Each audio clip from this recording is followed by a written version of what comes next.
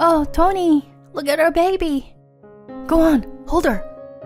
My husband just stared at me along with my in-laws when I said that. Then they said something I never thought they would say. "You can't have children with me because I'm infertile, right? Who's the father? You should get a divorce." I was stunned by this out of the blue. Then the doctor said on my behalf, "Shall we find out who the father is?" "What?" My husband and mother-in-law suddenly panicked at the doctor's comment. "My name is Kara.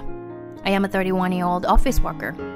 My husband Tony and I have been married for 2 years.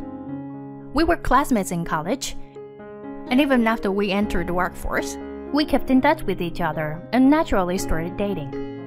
After 3 years of dating, he proposed to me and we got married. Although we started dating casually, we had been friends since college, and I felt very comfortable with him. So when he proposed to me, I readily accepted the idea of marrying him. I knew I could be with him forever. That's how I felt. And even after we got married, I felt the same way. He still cared for me, as he did when we were dating. And we are very happy in our marriage. Since we had been together for many years, and had lived together, I thought that marriage would be the same as before. But marriage seemed to bring a fresh feeling to everything. And I always felt excited to be with him. We worked together and had a well-balanced life with each of us at the home. My husband has been living alone for a long time, and to some extent, he is able to cook for himself, which is very helpful. Recently, he seemed to be addicted to the taste of curry, and has a variety of spices in the house. So on weekends and holidays, my husband always makes spiced curry.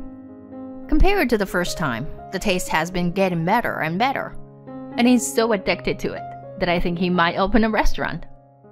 I am also addicted to baking, and on holidays, we often enjoy eating baked sweets I make at home with my husband.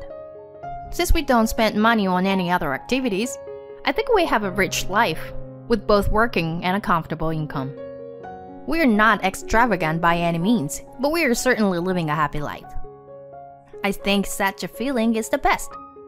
There's no need to live in a high-rent place, or to wear expensive things to look good.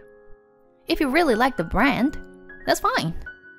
But I don't try to get something just because it will make people around you think I'm great. You will end up finding yourself in a situation where it won't be accepted by others again, and you will try to make up for it with things. And then you will find yourself running out of money, and your mind will be ruled by anxiety and impatience. And sometimes you will even go into debt. So I personally believe that it is best to save money while living within one's means. I am sure that my husband feels the same way, which is why we are still happy married after 2 years. But recently, his behavior started to change. What do you think? What? New clothes? That's unusual. I bought it because I thought it looked cool. So, what do you think? I like it. It looks good on you. Good. But it's a brand name. I'm surprised you decided to buy it. I just had to have it. I see. I thought it was unusual for my husband, who had never been interested in clothes before. Well, people's taste can change suddenly. And if he's buying it because he's happy with it, then there's no problem. However, my husband's appearance changed after that. He started to do his hair in fashionable styles, and even started to wear men's perfume. What's the matter with you lately? You seem to be taking a lot of care about your appearance. Whoa, I'm a section chief now too. And now I'm worried about the way my subordinates look at me. I thought I should change my appearance so that they'll think I'm a cool boss. I see. I was a little surprised. I thought my husband was the type of person who's not influenced by the superficial evaluations of others, just like me. But when you are in a higher position and people pay attention to you, maybe you start to pay attention to those things.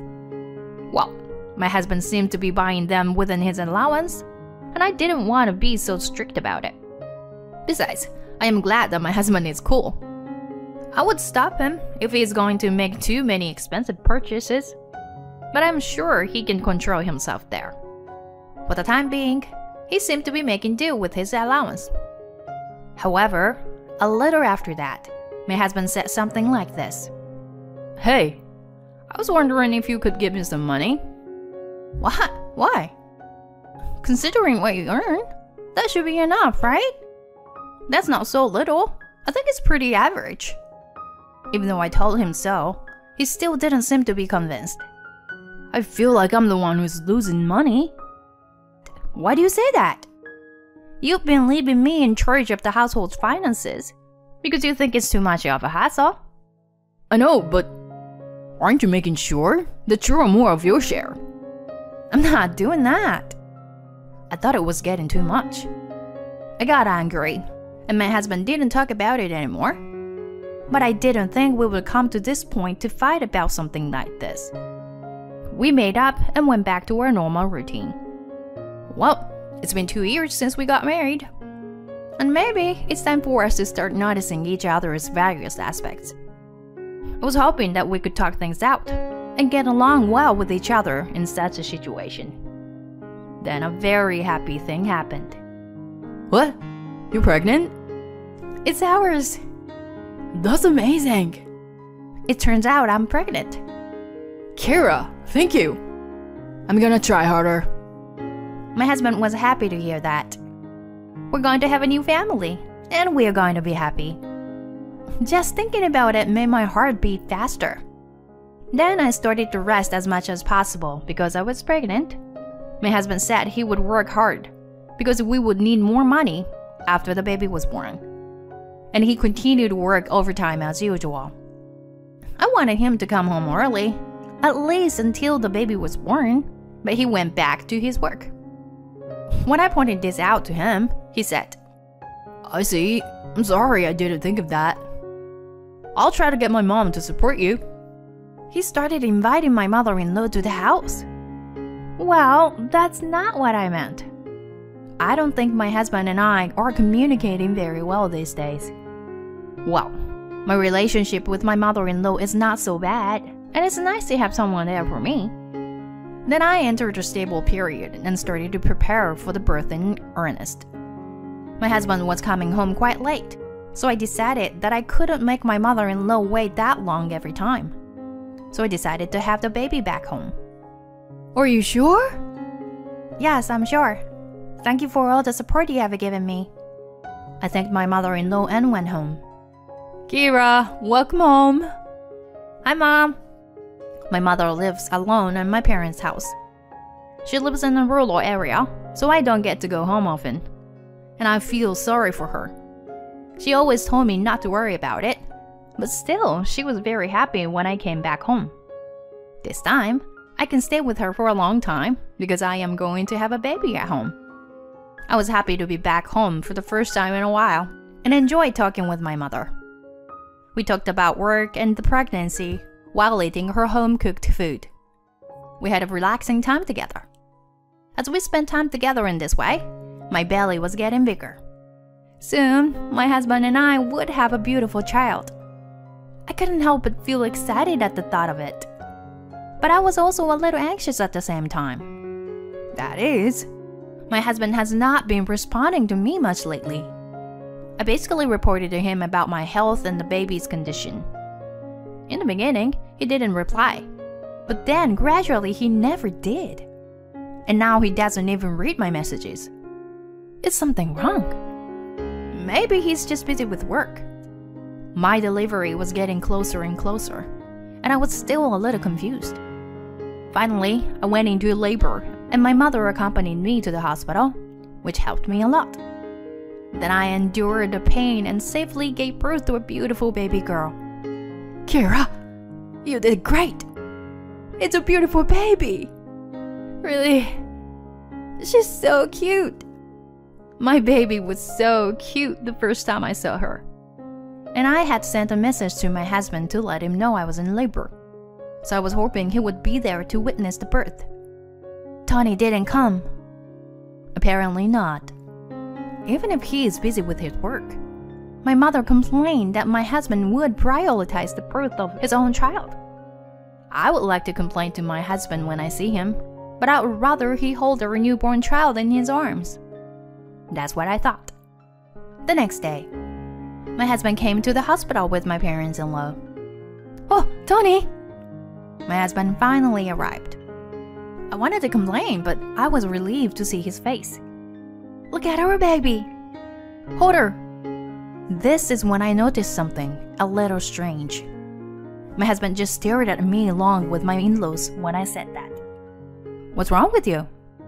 And both of them looked grim, and I sensed something was wrong. I asked them fearfully.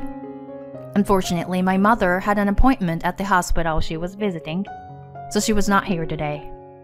The air was heavy. And then they said something I never thought they would say. Whose baby did you give birth to? What are you talking about? It's your baby, isn't it? You can't have kids with me, because I'm infertile, right? Who's the father? I'll divorce you. I'm stunned by such words out of the blue. Wait a minute. Of course it's your child. I hurriedly retorted, and my father-in-law glared at me. My son is physically incapable of having a child. Are you trying to get away with this after all this time? I couldn't think very well what the situation was, since it had been only 1 day since the birth, but my in-laws blamed me mercilessly. At that time, the door of the hospital room opened and a doctor came in. The doctor said on my behalf, "Shall we find out who the father is?" Mrs. Kara has just given birth and is in a state of mental and physical exhaustion. If you push her any further, I, as her doctor, will have to ensure her safety. You were all yelling so loud. I could hear what you're saying. But the point is, we just need to find out who the father of the baby is, right? That's what I'm saying. She's having an affair. So let her confess who she's having an affair with. And then we'll file for alimony and get a divorce. My husband and mother-in-law said something like that. The doctor retorted, "How can you be so sure she's having an affair?" "Because my son is infertile." "I can't have children." "So that means my wife was having an affair and planning to beg me for money." "I see. Then why did you say such a thing after the baby was born?" "What? When did you find out you were infertile?" "Well, it was, just recently." "Why would you want to be tested when your wife is pregnant?" "Normally, you wouldn't want to be tested, because you would feel sure that you're fertile, right?" My husband and mother-in-law suddenly panicked at the doctor's comment. "That's right. It's even stranger that you got the test result after the baby was born. If the test had been done before the pregnancy, the results would certainly have come back before the baby was born. Then you would have questioned her when you got the results, right?" That's... The doctor pointed out that my husband's statement was suspicious. My father-in-law, who was listening to this, started to argue with the doctor's statement. "I think he's right. I had thought that my son would never lie. But now the strange things are starting to come out. It is true that I am really infertile." "Then, why did you get tested?"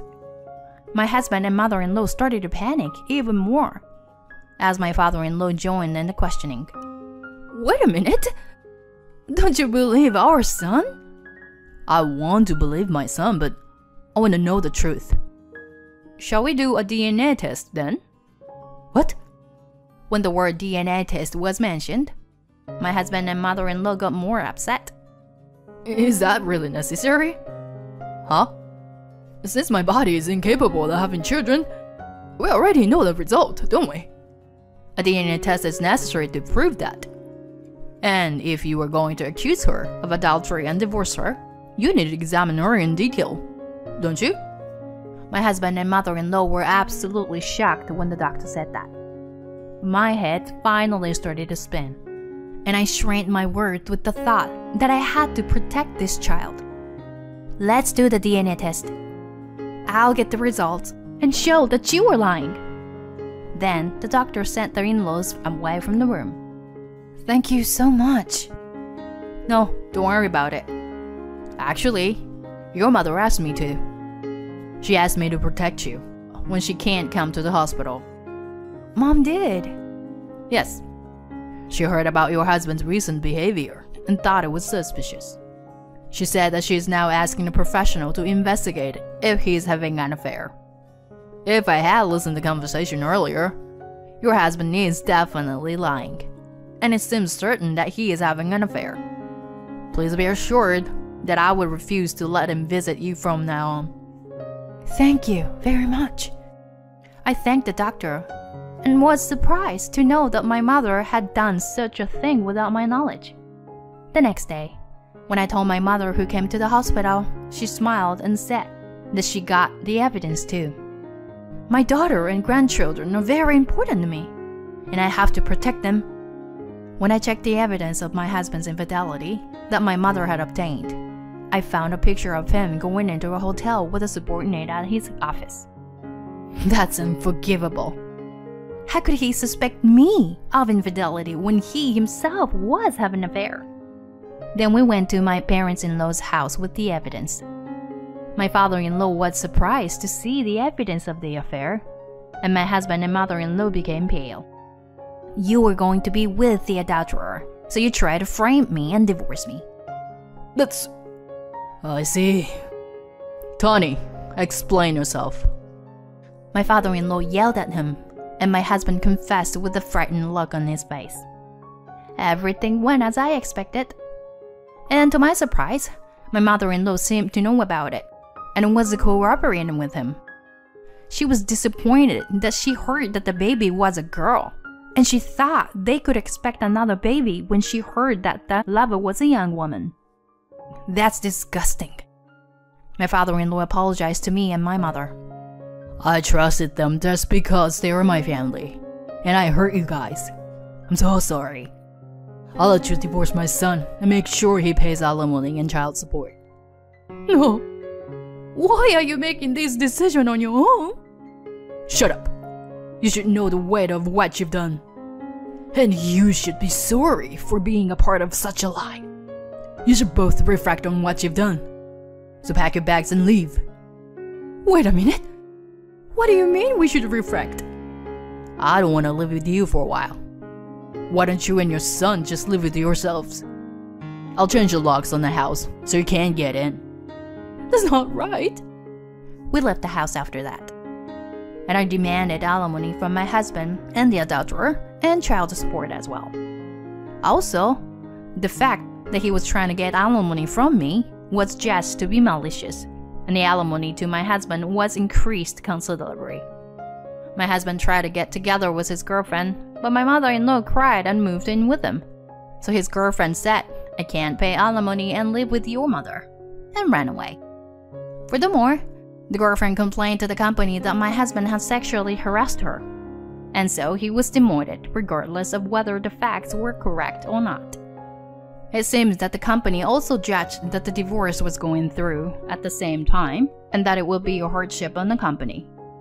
However, despite the cold looks he receives from those around him, he still has to pay alimony and child support, as well as earn money to live with his mother. He feels ashamed and stressed every day as he works. He deserves everything he gets, and I have no sympathy for him. On the other hand, I applied to the company to switch to remote work so that I can live at home with my mother and raise my daughter. My mother and I have gotten along even more with the doctor who helped us with the case. Recently, I have been inviting him to our house for dinner, and we are gradually getting closer to each other. I do not know what will happen from now on, but I secretly hope to have a relationship with him in the future.